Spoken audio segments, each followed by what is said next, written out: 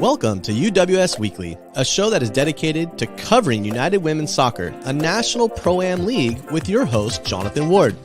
Each and every week, we will highlight players, supporters, and staff of the clubs we all pride ourselves to support in North America. The UWS is a league that is committed to advancing women's soccer.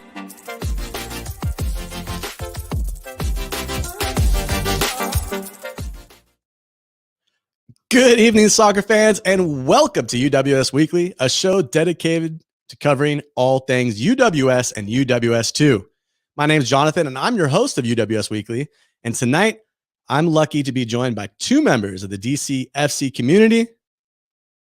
But the wait is now over. The whistle sounds, and for the first time ever, the Detroit City FC's women's side takes the pitch here at Keyworth. And there you see the efforts of Smokey the Robot. Lucas gives it a go! An absolute giveaway. Kenna White with the ball, finds the back of the net. Kenna White puts City up. Hugie with the shot. It's loose right on the doorstep and put in the back of the net. Please welcome head coach of Detroit City FC Women, Sam Piraine, and team captain, Sarah Hugie. Sam, Sarah, how's it going this evening, you two? Thank you so much for taking the time to join me. Before we get started with questions, how did you get involved in soccer, and what are your roles with the club and the community? Well, first off, thanks for having us. Just that video beforehand gave me goosebumps and just got me fired up for the coming season. But yeah, no, my name's Sam Piraine, Michigan born and raised. Been playing soccer for 20 years. Coaching for about 15, and currently I'm a technical director for DCFC West, based out of Canton, Michigan, and I'm the head coach of the UWS women's side. So that's my story. And Sarah? I'm also Michigan born. I actually played for Coach Sam when I was like 10 years old. So we've always kind of got back in contact around from coaching, the coaching world. And so I'm also coaching over at the youth West side. And then the team, we knew it was coming up, and I've been in and out in different semi-pro teams, and was very excited when I heard this was going to be happening. And then was invited to come to the tryouts, and everything kind of worked out from there. Nothing wrong with that, especially when you know the coach from when he coached you at 10 years old. We're not aging you or anything, Sam, but Jeez. Thanks, sir. So you guys, Detroit City FC was founded in 2012, and in September of last year it was announced that the women's team was going to join the club. What was the driving force behind it, and kind of your guys' vision when you became part of it? Yeah, so I mean, it even goes before that September, right? When Detroit City approached us and discussed the whole youth side of the game and got some local clubs involved with the youth, you know, from there, I think we kind of picked each other's brain as far as we have the men's side and we have, you know, something for our boys and our young men to look forward to. We need something like that for the women's side and for our young ladies. And, you know, I think it was a no-brainer for them to move forward with that. And, you know, like you said, one September night at Keyworth at halftime, they brought on like 500 of our youth players, little ladies that were at the game, and made the announcement. And, you know, from there, Sean and I and the front office kind of discussed the plan, the search for a coach, and before I was named the coach, and what the direction the women's team should go in. So that's kind of the driving force as far as how it started, and it really stemmed from the partnerships with the local youth clubs, right? And now it's like, hey, our little ladies have a place to play or aspire to play for after club is done. So that's kind of the direction they went in, and that's where we're at. So you're both having ties to the youth program as well. What is the overall vision and mission of the club and even the youth programs going forward? Well, you know, our mission's no different than what the men have since 2012. You know, passion for the city, passion for the game. And with that, you know, we want to make sure that we are, you know, satisfying the demand of soccer in Detroit. You know, we want to represent the city in a positive light, and then obviously build the community around this beautiful game. And that's kind of something that the men's team did in 2012, and see the growth that they have. So to piggyback off of that and just kind of live by that, you know, vision is what I think kept our feet grounded and allowed us to move forward with that. Awesome. Well, Sarah, 2020 was supposed to be the first year for the club, and in the end, you only really played 3 matches with mostly probably hardly any practice at all. What was that experience like for you as a player to kind of have your season and your hopes dashed real quick, but knowing that there's still another year and more for this club? Yeah, I mean, there was so much hype around the team early on, and we were so excited to, do what we could and bring that community in a new fashion with the women's side. And so it was a bummer knowing like we couldn't have the fans and all of that. But once we got the green light that we could start, you could tell everyone wanted to be there. They wanted to work. They wanted to perform. They wanted to do whatever we could to get ourselves ready and connect as much as we could, as quickly as we could. So we had a whole bunch of backgrounds trying to come in and play together. So it was fast pace, but everyone, I thought, adapted really well and clearly worked hard and put in the time and effort. So it was good. So I have to ask, you guys played in the tournament, and of those 3, you had a winner. Who got the game ball from the first win that happened against Lansing United? And seeing them as a rival of sorts must have been a little sweeter for your first W, right? Yeah, I think, it went without saying that Sydney Blomqvist was our man of the match, woman of the match that game. She was all over the pitch. She started as a right back for us. We kind of threw her in the middle. She kind of, in the second half, guided us and helped us, achieve the goal of winning. So it was without saying, I think it was a unanimous decision that she deserved the man of the match for that performance.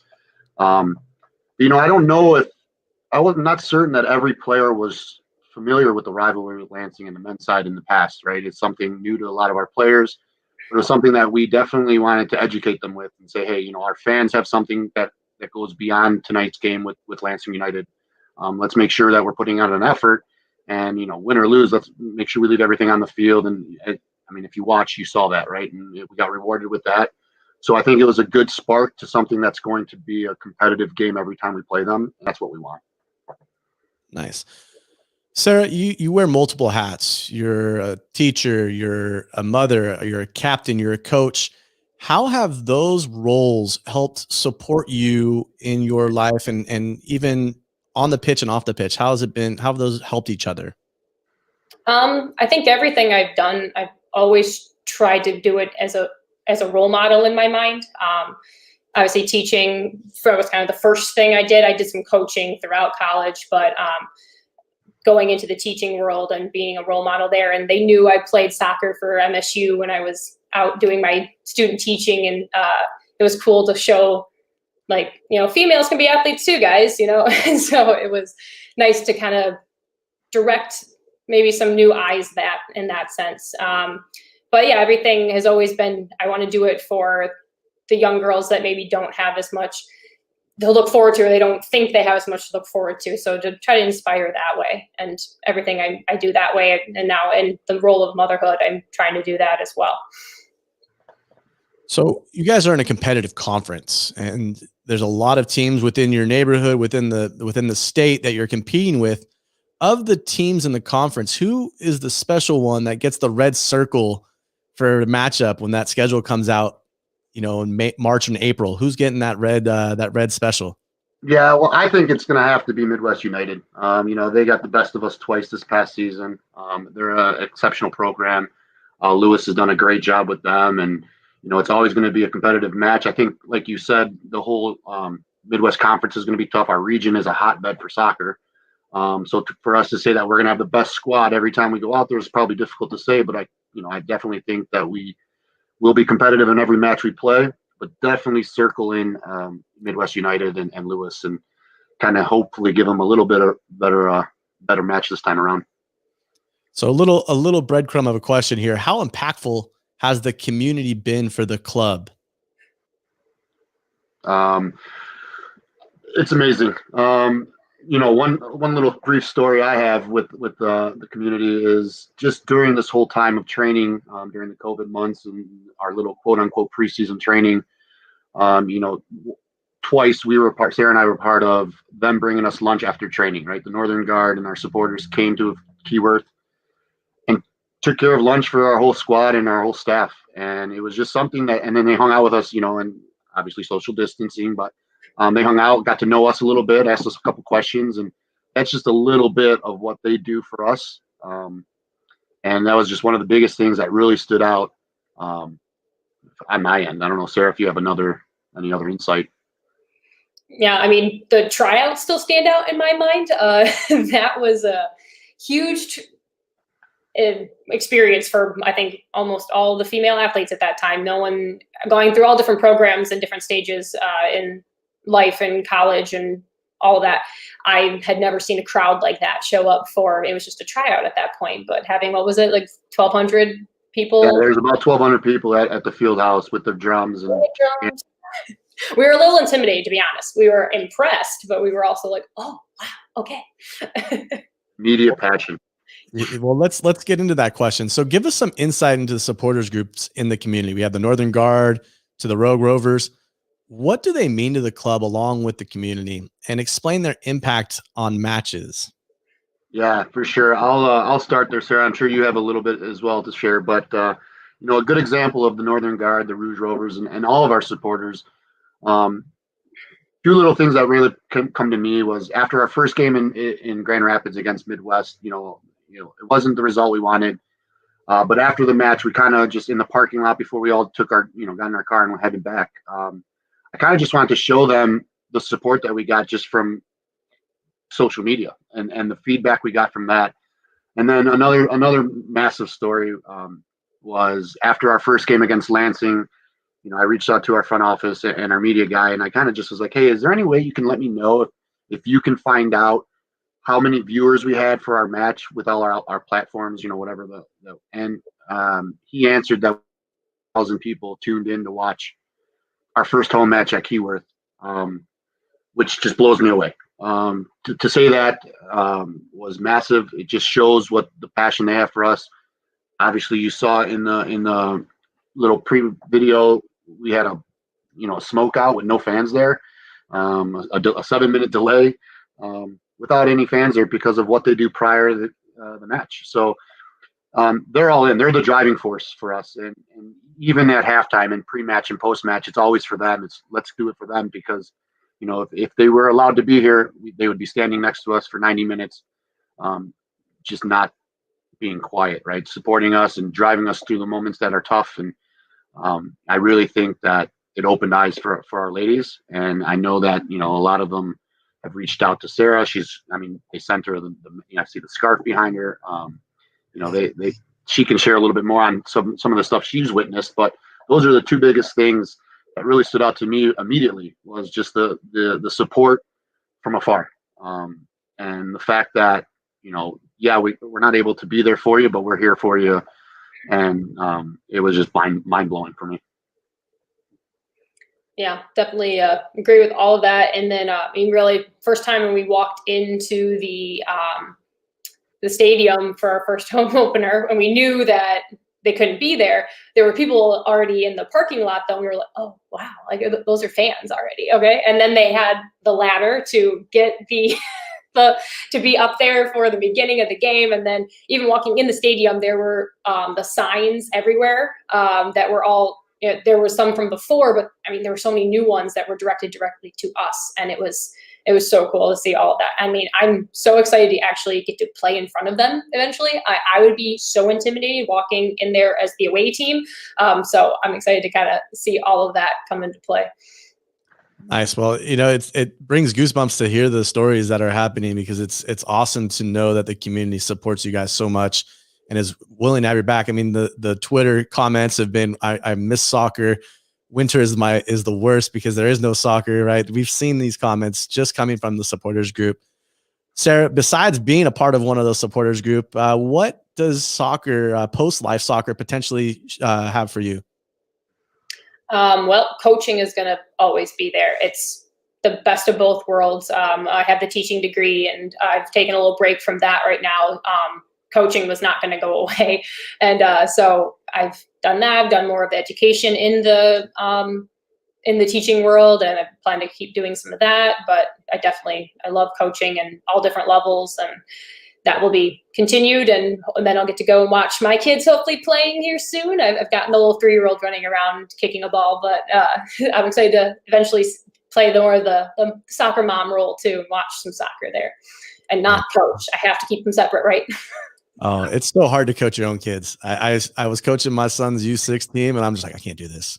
Yeah. I came home just like, I can't do this. I'm going to have somebody else coaching this kid. We can work on other things at home. So I totally understand. Don't coach your own kids. Besides having the opportunity to restart the inaugural year for Detroit City FC, what do you guys look forward to in 2021? And what can we expect from the club potentially going forward with that? Well, the first thing obviously is to get a full season in. That's the main focus for us for 2021. A lot of the players you saw last year are returning. We're adding some new faces that are going to be immediate impacts going into the 2021 season. And then you got to stay tuned here in the next week or so. We got some news dropping as well that unfortunately we can't break now because it's not finalized. But there are some things that are going to be shared here coming up for the 2021 season that is going to be extremely exciting. Well, I'm excited to hear it. Can't wait. Sarah, in college, you had a pretty devastating knee injury that stopped you kind of paused your collegiate career. And then we've seen this a lot. We had a conversation about this before the show. A lot of athletes are going through the same issue with the ACL. How did you recover physically, and not just physically, but also mentally, to get back to the level that you can play at? And what would you say to players who are going through that right now?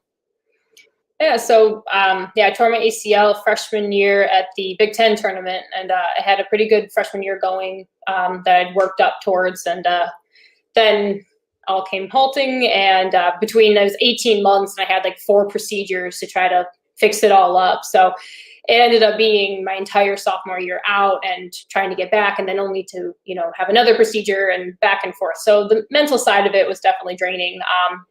I think I always knew though, like, I'm going to be back on the field. It's fine. I don't know. Maybe it's because I had a lot of good teammates that were constantly there and showing like, hey, I've had it. I'm there already. I'm working it.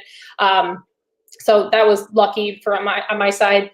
I think the big mental part was, like I said, I always knew I'd be back on the field.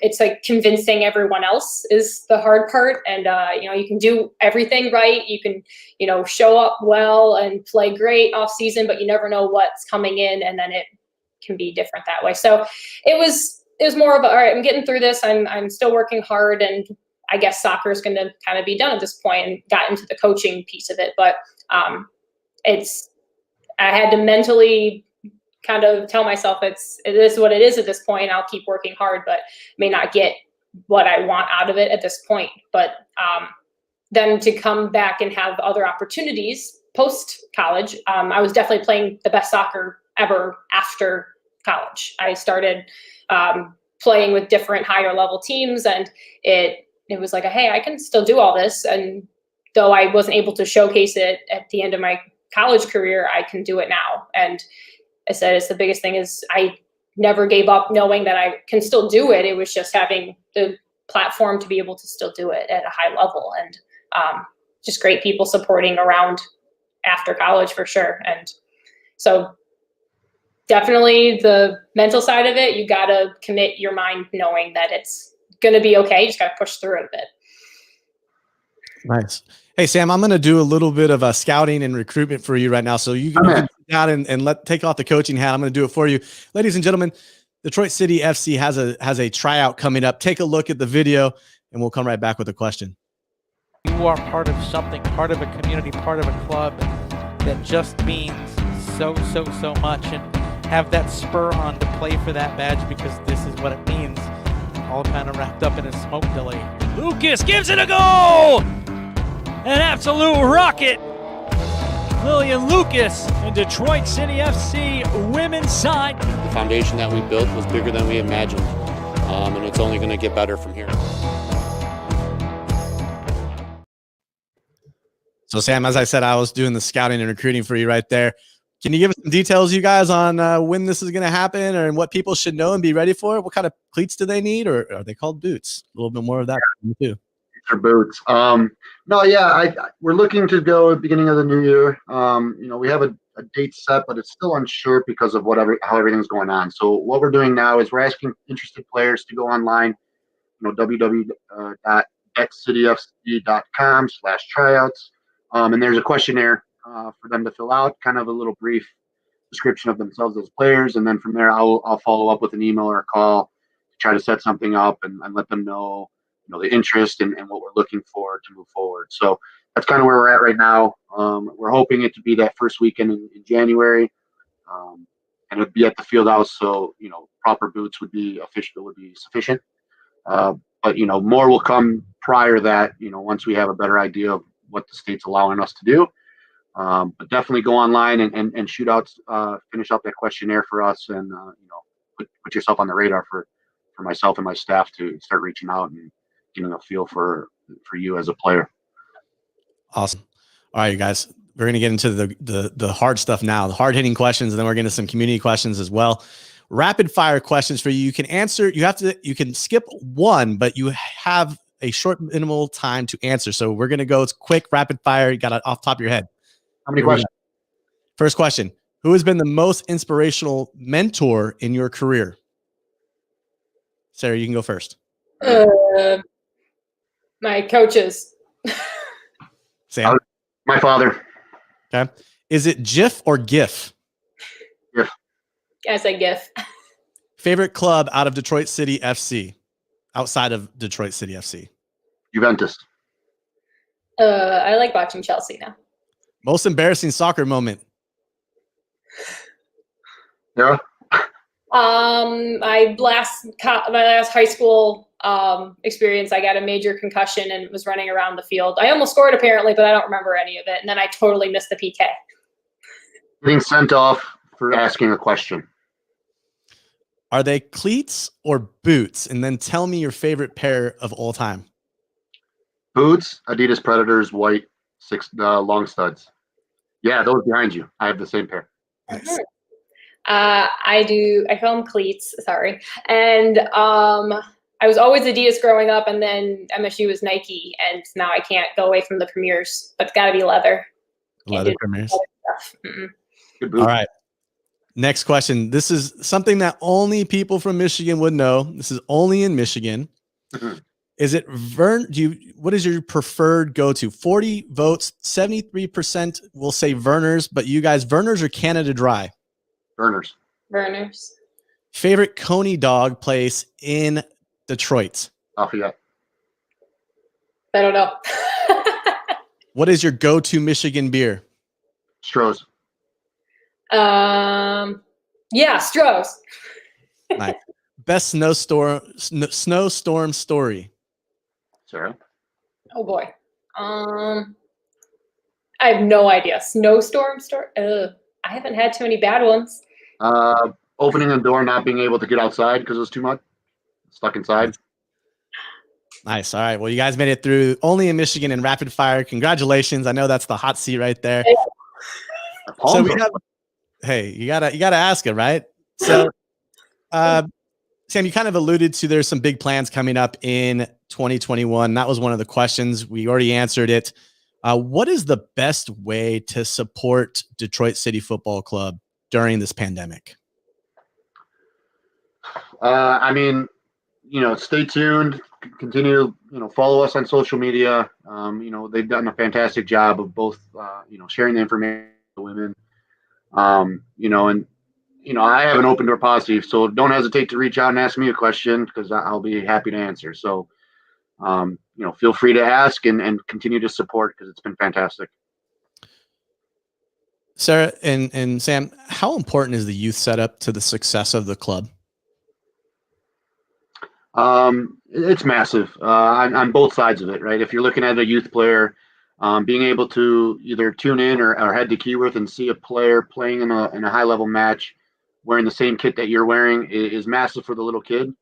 And at the same time, it gives them that, carrot in front of them of potentially playing in front of the same amount of people as they go through the system. So, and obviously it helps with the men and women because it puts more people in the seats, right? And it just kind of continues to grow the foundation that they did in 2012 and where we're currently at.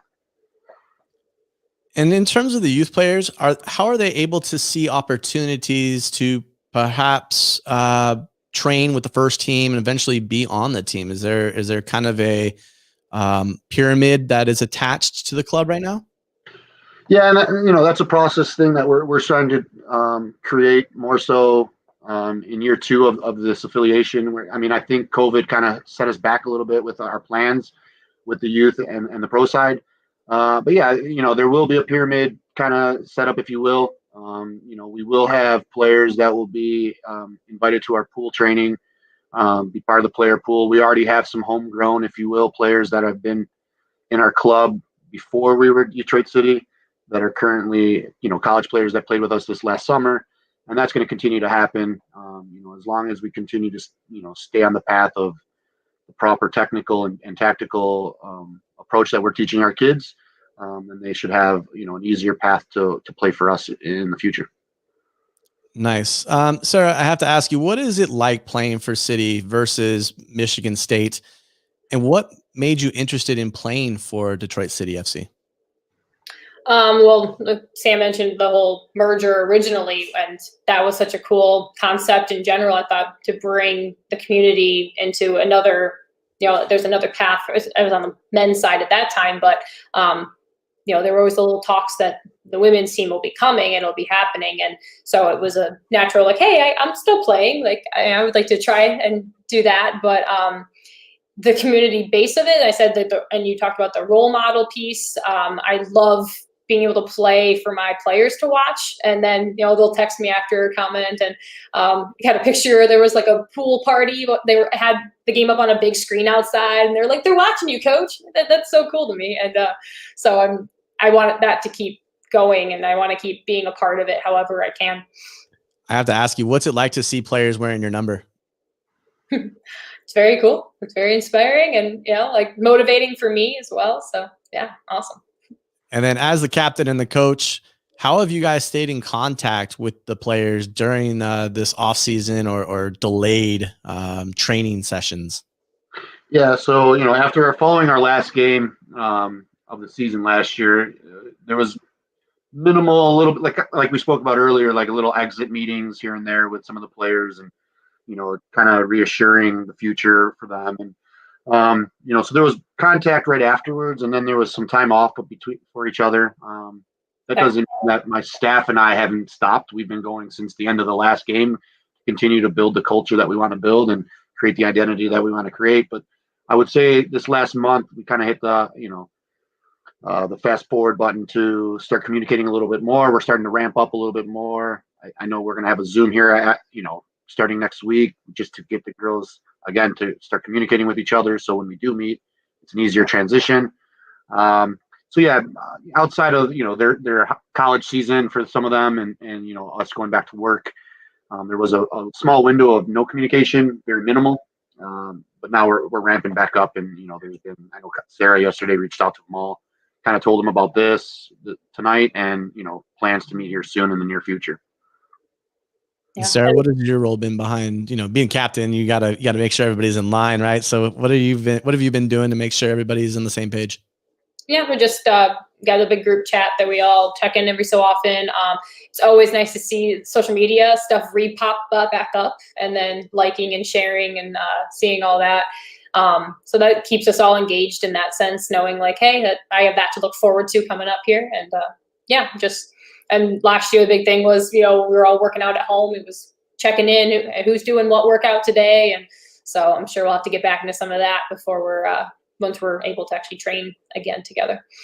And it's pretty cool, John, we just recently, like we said, we just reached out to all of them, and just the short time we had together, it's cool to see now, like, for example, one of our players from last year is expecting, and just the response from every single player, just to congratulate her, you can tell in the response itself, it was genuine. It's like they became friends in that short window, a family, if you will, and just to re-spark that conversation and say, hey, unfortunately, I won't be part of us moving forward because I'm having a baby, but it's like, hey, you're always going to be a part of it. And just the outpouring of support from her teammates blew me away last night.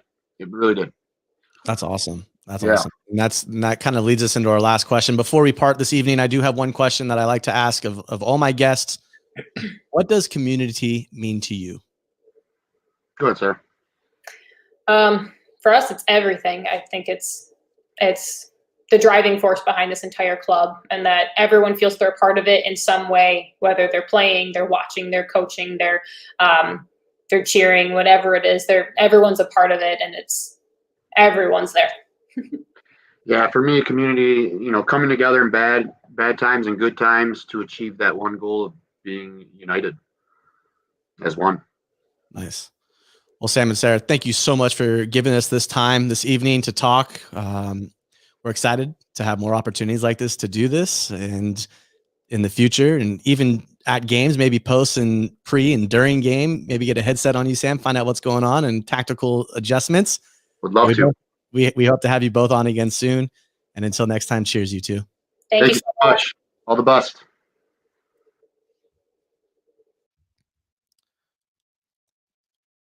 Well, within news of the league, there are so many teams right now besides Detroit City FC that are looking for talent in their communities.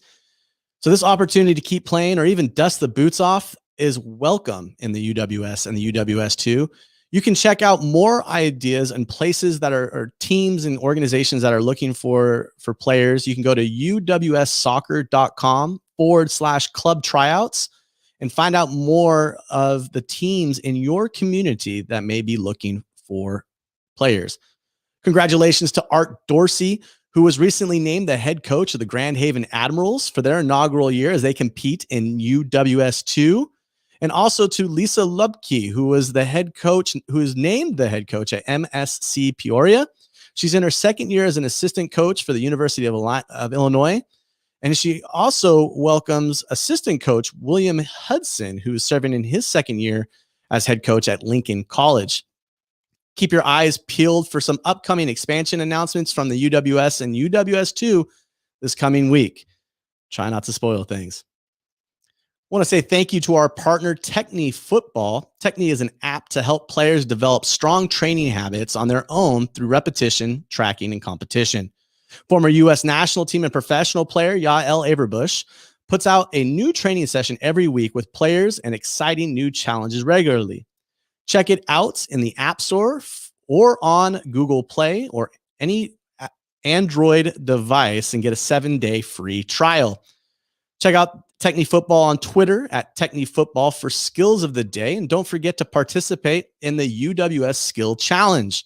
How many juggles, alternating feet, can you do in 1 minute? Both the player with the top score and one entry selected at random will win a prize pack. All you have to do is follow UWS Soccer and Techni on Twitter and Instagram, attempt the skill, post it, tag UWS and Techni while challenging 3 of your friends. Make sure to use hashtag UWS Skills for your chance to win. And a shout out to Cheyenne McLeod, who posted 168 juggles in 1 minute. Let's check out what she's doing and how she did it.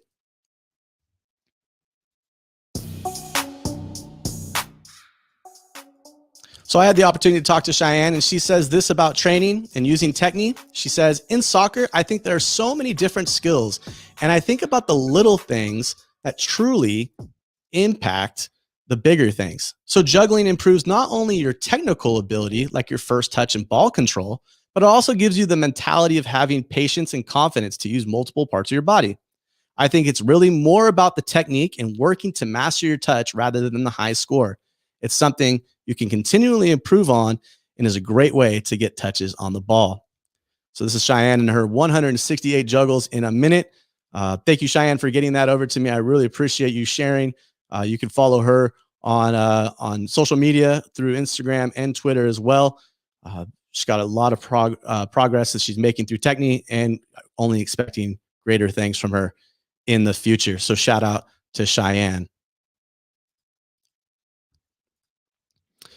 So tonight, the Beyond the Pitch segment is dedicated to highlighting individuals in our UWS communities doing awesome things away from the field.